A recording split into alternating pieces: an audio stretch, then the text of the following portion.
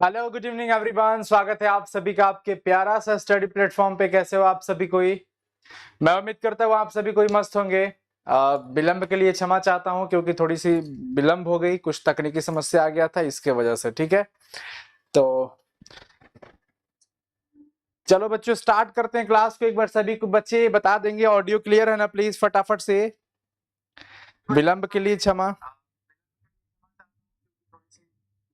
और बताओ, मैं उम्मीद करता हूँ आप सब कोई मस्त होंगे। हंसते रहिए, मुस्कुराते रहिए, स्वस्थ रहिए, मस्त रहिए। चैनल पर नए हो, पहली बार आए हो तो प्लीज चैनल को सब्सक्राइब कर लेना, वीडियो को लाइक कर देना और अपने दोस्तों तक शेयर कर देना, फिर मजा आ जाएगा पढ़ के।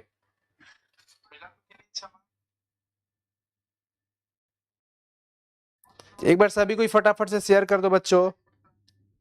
एक बार शेयर कर देंगे सभी कोई। थोड़ा सा लेट हो गया, 15-20 मिनट समय से लेट हूँ क्योंकि थोड़ी तकनीकी समस्या आ गई थी, तो कहीं ना कहीं आप ही के लिए हम इसमें भी व्यस्त हो गए थे। कोई नहीं, चलो स्टार्ट करते हैं बच्चों। आप एक बार सब जब जम के शेयर कर दो सभी कोई।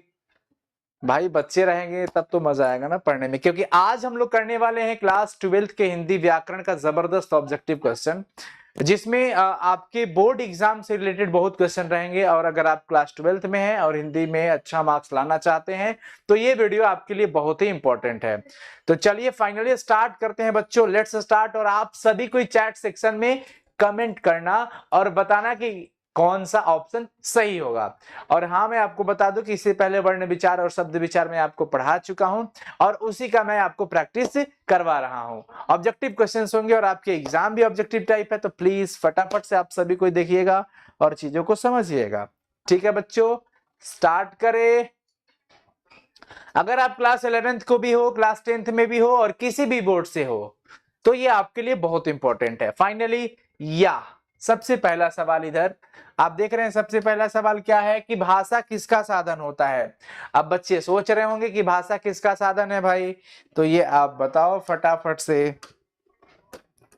देखो, भाषा भाषा से हम मतलब सिर्फ ये नहीं कह सकते कि बोलने का साधन है। भाषा बोला भी जा सकता है, लिखा भी जा सकता है, मतलब हम अपने विचारों को अभिव्यक्त कर सकते हैं। तो भाषा जो होती है बच्चों, विचारों की अभिव्यक्ति है। गाकर, बोलकर, सुना मतलब सुनाते हो ना किसी को, अपनी भाव को व्यक्त करते हो।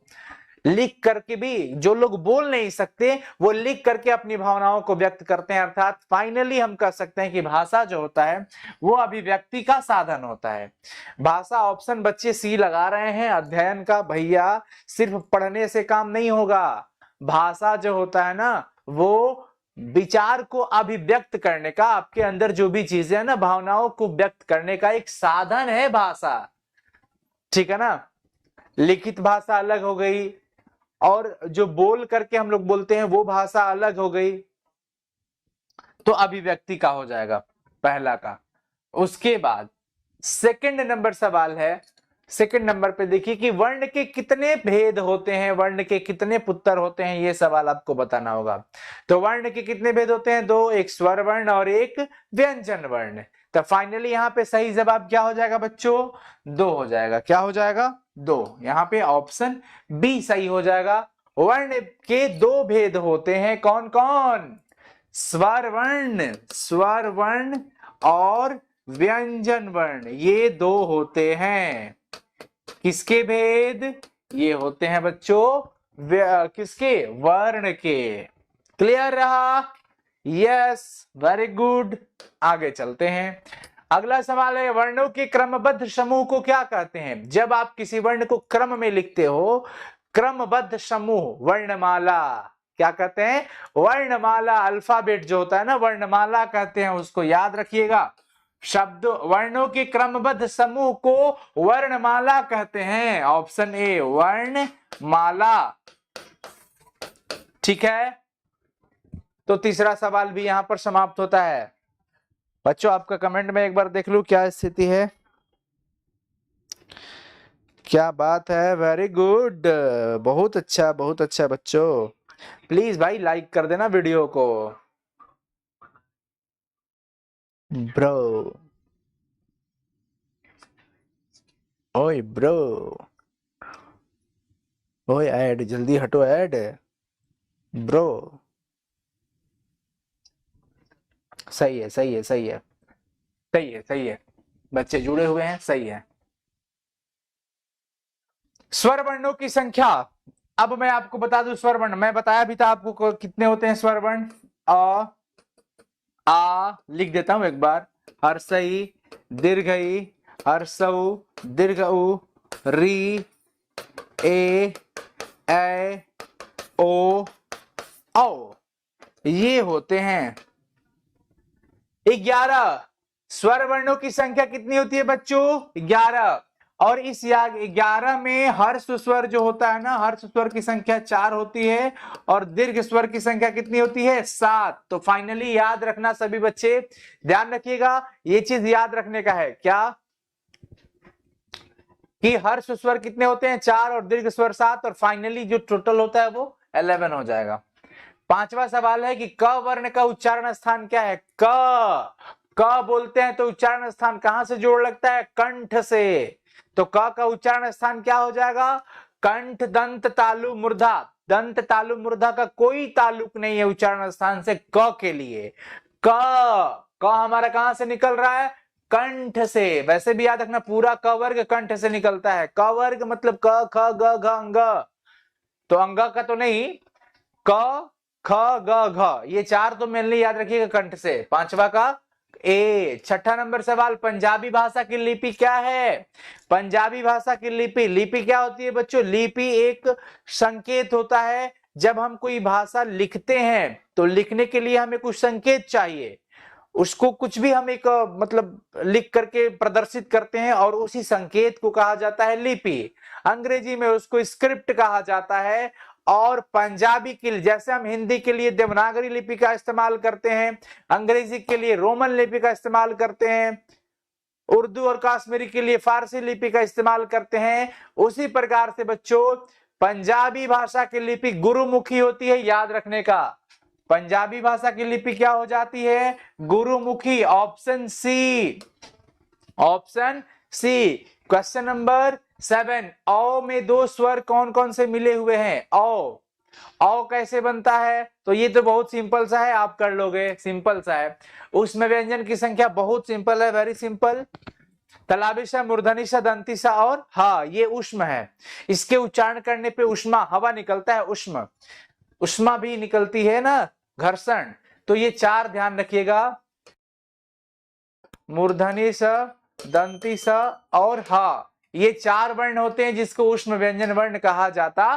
क्वेश्चन नंबर 9 कह रहा है कि प वर्ण का उच्चारण स्थान क्या है? प ओष्ठ, क्या हो जाएगा? ओष्ठ। ध्यान रखने का बच्चों, प का उच्चारण स्थान ओठ हो जाएगा। क्या हो जाएगा? ओठ। चीजें क्लियर हो गई? कोई दिक्कत किसी को? किसी को कोई दिक्कत? कोई दिक्कत नहीं है। अगला देखते हैं। अगला सवाल है कि हिंदी की लिपि क्या है?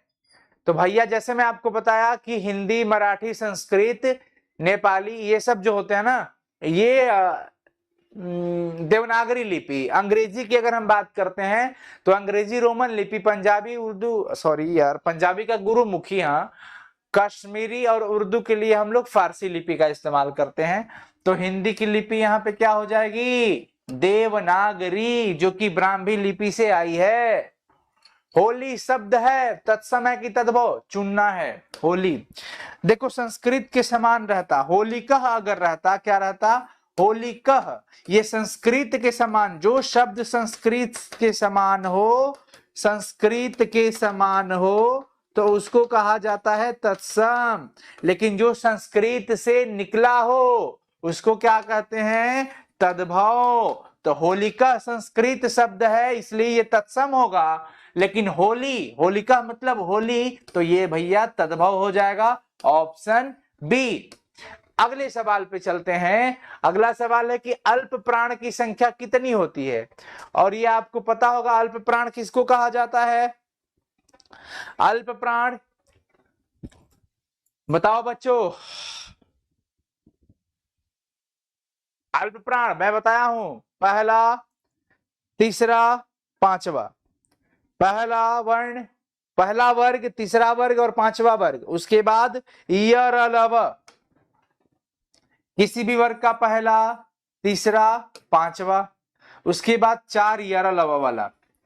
तो इसमें 5 तत्व, मतलब अक्षर वर्ण समझ लो, 5 5 5 पंक्तियां, 15 4 19। ऑप्शन सी हो जाएगा बच्चों, याद रखना। आंक शब्द की प्रकृति कैसी है? आंक, अंक मतलब आंक हो जाता है, और जिस पर चंद्र बिंदु देख लेना, जिस पे क्या देख लेना? चंद्र बिंदु, उसको तद्भव कह देना, बस सिंपल सा। जिसके माथे पे चंद्र बिंदु आ जाए वो तद्भव होगा, तद्भव। जिसके माथे पे चंद्र बिंदु, उसको तद्भव कहिएगा, ये ट्रिक याद रखिएगा। वैसे मैं तो इसका एक अलग सा ट्रिक बनाने वाला हूं आपको।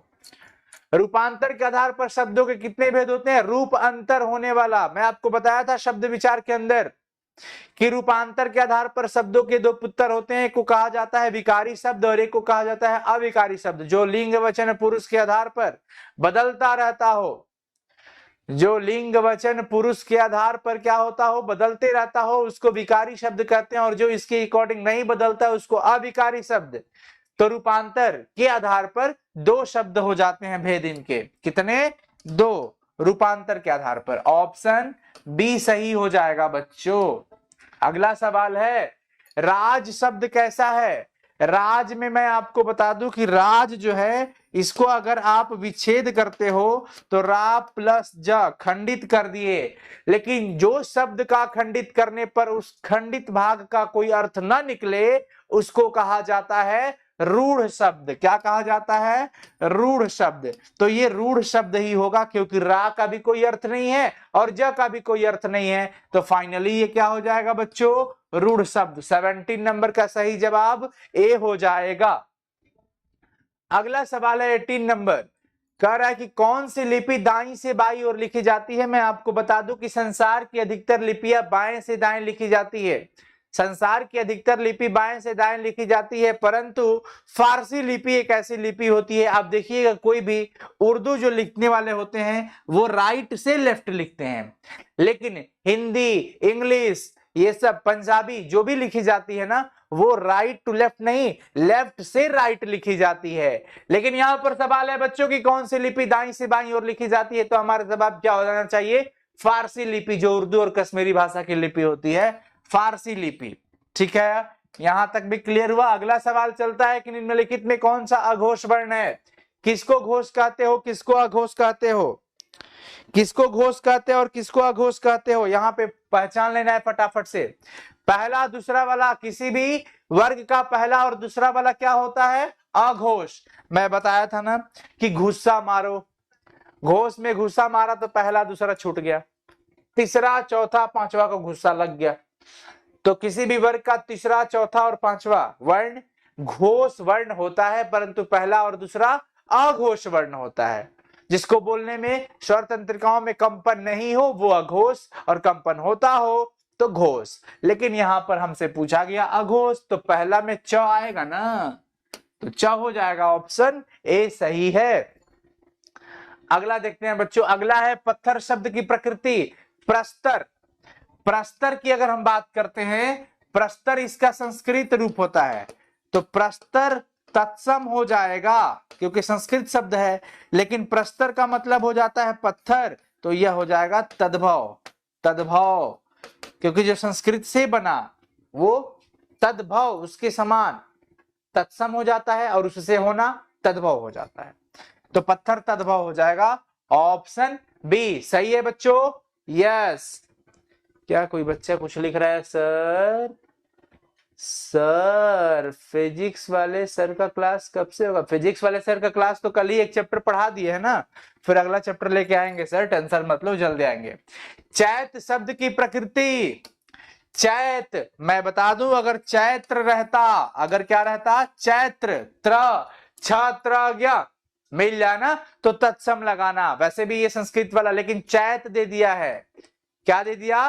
चैत। तो ये त्र है ना इसमें, तो इसको तत्सम कहना, लेकिन जब ये तत्सम से तद्भव वाली रूप में आएगा तो संस्कृत से हिंदी प्रारूप बदल लेता है, और यहां पर ये क्या हो जाएगा बच्चों? तद्भव। क्या होगा? तद्भव। फाइनली यहां पे अपना सही जवाब 23 का बी। अगला सवाल है, अगला सवाल, रोमन लिपि क्या है? रोमन लिपि अक्षर वाली लिपि है या वर्ण वाली या चित्र सूत्र? भैया तो सूत्र होगा नहीं, चित्र तो होगा नहीं। हाँ, अक्षरात्मक नहीं होगा क्योंकि अक्षरात्मक अक्षरात्मक होती है देवनागरी और रोमन लिपि होती है वर्णात्मक। क्या होती है? वर्णात्मक। लेटर होते हैं इसमें, अक्षर इसमें होते हैं, इसमें वर्ण। तो डी हो जाएगा 24 का। स्पर्श व्यंजन वर्णों की संख्या क से लेकर के म तक, क च ट त प, क वर्ग, च वर्ग, ट वर्ग, त वर्ग और प वर्ग। क च ट त प ये पूरे 5 वर्ग में से एक वर्ग में 5 मेंबर होते हैं, तो 5 वर्ग में 25। क से लेकर के म तक के वर्णों को स्पर्श व्यंजन वर्ण कहा जाता है। इसलिए ये कितने हो जाएंगे? 25। आप सोच रहे हो सर 25 का मतलब 25। Option C. क्लियर? अगला ह क्या है? ह य र ल व, ये होता है अंतः अस्त वर्ण। तलाबे से मूर्धानी स छत्री क्या हो यार य र ल व, ये 4 होता है अंतः अस्त वर्ण। और तीनों में स कौन कौन? तलाबे से मूर्धनी स और दंती स, और साथ ही साथ ह, ये होता है उष्म वर्ण। क्या होता है? उष्म वर्ण। तो ह की बात कर रहा है ना, हा की बात कर रहा है भाई, या ये हा की बात किया तो उष्म व्यंजन वर्ण कहेंगे। 26 का सही जवाब सी हो जाएगा। क्या हो जाएगा? सी। गुड। धर्म शब्द की प्रकृति ऊपर मेरे धर्म हो, कर्म हो, ऐसे शब्दों को क्या कहना? तत्सम शब्द। क्या कहोगे? तत्सम। कोई दिक्कत नहीं सर। कर्पूर, कर्म, धर्म, ये सब ऊपर में जब रेप आ जाए तो तत्सम कहना 27 का। संसार की अधिकतर लिपियां लिखी जाती है, मैं आपको आज बताया, थोड़ी देर पहले इसी सेशन में बताया कि संसार की अधिकतर लिपियां बाएं से दाएं लिखी जाती है, लेफ्ट से राइट लिखी जाती है। बाएं से लिखना स्टार्ट करते हैं और दाएं चलते हैं, तो संसार की अधिकतर लिपियां बाएं से दाएं लिखी जाती है। 28 का बी। अगला है कि निम्नलिखित में से कौन महाप्राण है? अल्प प्राण और महाप्राण। महाप्राण कौन होता है? दूसरा, चौथा और उष्म व्यंजन वर्ण। दूसरा, चौथा और उष्म व्यंजन वर्ण। तो दूसरा में देखो क ख, तो ये दूसरा में आ गया ना, तो दूसरा में ये हो जाएगा महाप्राण। क्या हो जाएगा बच्चों? महाप्राण। पढ़ा दिया हूं। आ क्या है? सभी स्वर वर्ण क्या होते हैं? ये आपको पता होगा। सभी स्वर वर्ण क्या होते हैं? घोष वर्ण। सभी स्वर वर्ण क्या होते हैं? घोष वर्ण। तो ऑप्शन सी, ना तो अल्प प्राण होगा, ना महाप्राण, ना अघोष, क्योंकि सभी घोष वर्ण, सभी स्वर वर्ण घोष होता है, उसको बोलने में स्वर तंत्रिकाएं कंपन करती है। ठीक है ना? तो यहां पे ऑप्शन सी सही हो जाएगा। अगला सवाल है बच्चों, अगला सवाल, भारत की सबसे प्राचीन लिपि कौन है? भारत की प्राचीन लिपि में अगर हम बात करते हैं तो ब्राह्मी लिपि आती है। कौन? ब्राह्मी लिपि, और इसी से देवनागरी भी। तो यहां पे ऑप्शन डी लगाना, 31 का डी, D4। धनबाद। र तथा री का उच्चारण स्थान र। अब देखो ये तो आप समझते ही हो, उच्चारण स्थान तो आपको पता होगा कि कहां मूर्धा का इस्तेमाल है और कहां दंत का इस्तेमाल है, कहां ओष्ठ का इस्तेमाल है। क और श संयुक्त व्यंजन वर्ण में छत्र ज्ञ स्र, छत्र ज्ञ स्र, ये 4 संयुक्त व्यंजन वर्ण होते हैं। और छ की अगर मैं बात करूं तो ये बनेगा छ छ छ, इसलिए इसको कवर्गी छ कहा जाता है। क्या कहा जाता है? कवर्गी छ। अगला सवाल, कौन ऐसी लिपि है जो बाएं से दाएं लिखी जाती है? इनमें से सभी बाएं से दाएं लिखी जाती है, देवनागरी भी, रोमन भी और गुरुमुखी भी। लेकिन अगर दाएं से बाएं की बात करता तो फारसी लिपि बताते बच्चों। क्या बताते? फारसी। लेकिन यहां पर बाएं से दाएं जो कि अधिकतर लिखी जाती है। अगला, कमीनापन शब्द कैसा है? कमीनापन शब्द मैं आपको पिछले क्लास में बताया था, ये वर्ण संकर, यानी कि 2 अलग अलग भाषा मिलकर के जब संयुक्त होता है तब वर्ण संकर होता है। Option D. देवनागरी लिपि है अक्षरात्मक, रोमन लिपि वर्णात्मक, अल्फाबेटिकल होता है, लेकिन ये अक्षरात्मक। 37 का ए। भिन्न भिन्न में कौन सा अलंकार है? अलंकार क्या होता है? अलंकार कविताओं को सजाता है।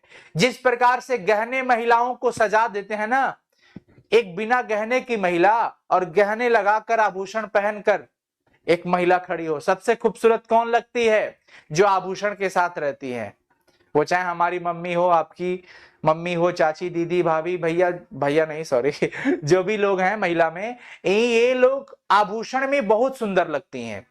कहने का मतलब कि आभूषण इनकी सुंदरता को बढ़ा देते हैं। इसी प्रकार से काव्य की जो सुंदरता बढ़ाता है उसको अलंकार कहते हैं। क्या कहते हैं बच्चों? अलंकार। तो कविता की खूबसूरती बढ़ाने का काम है अलंकार को। अब रिपीट होता है एक ही शब्द भिन्न भिन्न, पुनरुक्ति कहते हैं। पुनरुक्ति का मतलब जो रिपीट हो बार बार। तो यहां पर एक ही शब्द जब दो बार दिखे, भिन्न भिन्न, बात बात, रातों रात, इस तरह का, तो समझ लेना ये पुनरुक्ति अलंकार हो जाएगा। क्या हो जाएगा भैया? पुनरुक्ति अलंकार। बच्चे पूरा हंस रहे हैं कि सर जी तो भैया को भी गहने पहनाएंगे। अरे नहीं भाई, तब तो पहचानने में दिक्कत होगा कि भैया कौन है और भाभी कौन है। बुंद शब्द, माथे पे चंद्र बिंदु देखना, क्या लगा देना? मैं आपको बताया था ना, माथे पे चंद्र बिंदु दिखे तो क्या लगाना है? तद्भव लगाना है। देवनागरी लिपि का विकास किस लिपि से हुआ? लीजिए बड़ी कमाल के धमाकेदार सवाल। या देवनागरी लिपि का विकास ब्राह्मी लिपि से हुआ था, मैं बताया भी था, ब्राह्मी लिपि, ऑप्शन ए। अगला सवाल है कि वैसा शब्द जो अपने सामान्य अर्थ को छोड़कर विशेष अर्थ ग्रहण करता है क्या कहलाता है? उसको कहते हैं योगरूढ़ शब्द कहोगे। क्या कहोगे? योगरूढ़ शब्द। जो अपना अर्थ छोड़ देता है, जैसे पंकज, पंकज अपना अर्थ छोड़ दिया। लंबोदर, लंबा है उदर, इन सबसे अलग एक अर्थ दे दिया गणेश जी का। लंबोदर मतलब गणेश जी। तो ये अपना सामान्य अर्थ को छोड़कर विशेष अर्थ देता है। पंकज, कीचड़ में खिलने वाला कमल। तो ये अपना अर्थ छोड़ करके कोई विशेष अर्थ देता हो तो उसको कहते हैं योग रूढ़ शब्द, ऑप्शन डी। सावन शब्द की प्रकृति, सावन शब्द की प्रकृति, श्रावण रहता तो तत्सम, लेकिन सावन है तद्भव होगा। बताऊंगा इसका एक अलग क्लास, टेंशन मत लो। निम्न में शुद्ध व्यंजन, शुद्ध व्यंजन जिसमें हल लगा हो, जिसमें हलंत लगा होता है वो शुद्ध व्यंजन होता है। क से लेकर के म तक में भी स्पर्श शुद्ध व्यंजन हो जाएगा, यार लवा में भी लग जाए, तीनों सा और हा में भी लग जाए। लेकिन जो व्यंजन हो, व्यंजन तो होना ही चाहिए, लेकिन शुद्ध का मतलब जिसमें हल लगा हो, हलंत लगा हो। तो देखो यहाँ पे लगा है ऑप्शन बी में, और इसका मतलब हो जाता है आधा।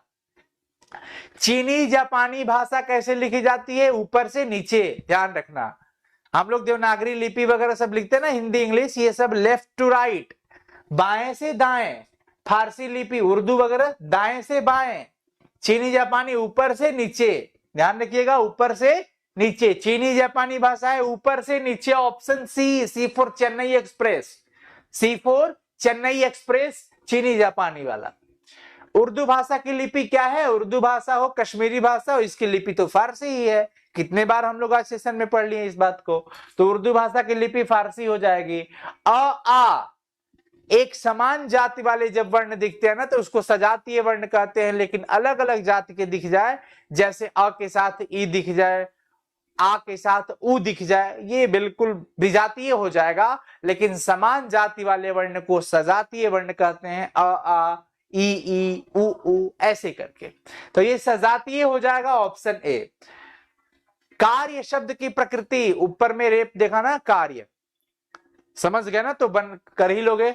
सहला, सहला, अभी बताया कि जब एक शब्द एक समान, एक शब्द दो बार हो, पुनरुक्ति अलंकार होता है, उसमें पुनरुक्ति हो जाएगा। क्या हो जाएगा? पुनरुक्ति। निम्न में द्विगुण व्यंजन, द्विगुण किसको कहा गया? ढ और ढ। देखो ये और ये द्विगुण वाला, जिसके नीचे तल लगा हो, तो देखो ये नहीं होगा, ये वाला नीचे जो लगा है ये द्विगुण व्यंजन कहा जाता है और मैं व्यंजन वाले में वर्ण विचार में पढ़ाया भी था। प्यारे बच्चों, मैं उम्मीद करता हूं आज का सेशन आपको अच्छा लगा होगा। प्लीज अगर अच्छा लगा होगा तो वीडियो पे कमेंट करना और ज्यादा से ज्यादा बच्चों तक शेयर करना। और ध्यान रखना, जिसकी मस्ती जिंदा है उसकी हस्ती जिंदा है, नहीं तो वो जबरदस्ती जिंदा है। इसलिए लगातार हंसते रहो, मुस्कुराते रहो, स्वस्थ रहो, मस्त रहो, खूब मन लगा करके पढ़ते रहो, मम्मी पापा का सेवा करो, बड़ा का आदर करो, संस्कारी बनो, अनुशासित बनो, खूब आगे बढ़ोगे, अपने सपने सजाओ और सपनों के लिए करो। सपने बड़े बड़े देखने चाहिए, बड़े सपने देखो और उसके लिए काम करो। सिर्फ देखने से काम नहीं होने वाला है। कदम बढ़ाओ, उठो, जागो और जब तब तक मत रुको जब तक कि लक्ष्य की प्राप्ति ना हो। चलो मिलते हैं फिर अगले क्लास में, तब तक के लिए बहुत शुक्रिया। हंसते रहिए, मुस्कुराते रहिए, स्वस्थ रहिए, मस्त रहिए। चैनल पे पहली बार आए हो तो चैनल पे प्यार बरसा के जाना, यानी कि चैनल को सब्सक्राइब करके जाना और एक अपना प्यार और दे देना। कमेंट सेक्शन में कमेंट कर देना और वीडियो को फटाक से लाइक कर देना। चलो, लव यू बच्चों, thank you so much, good night everyone.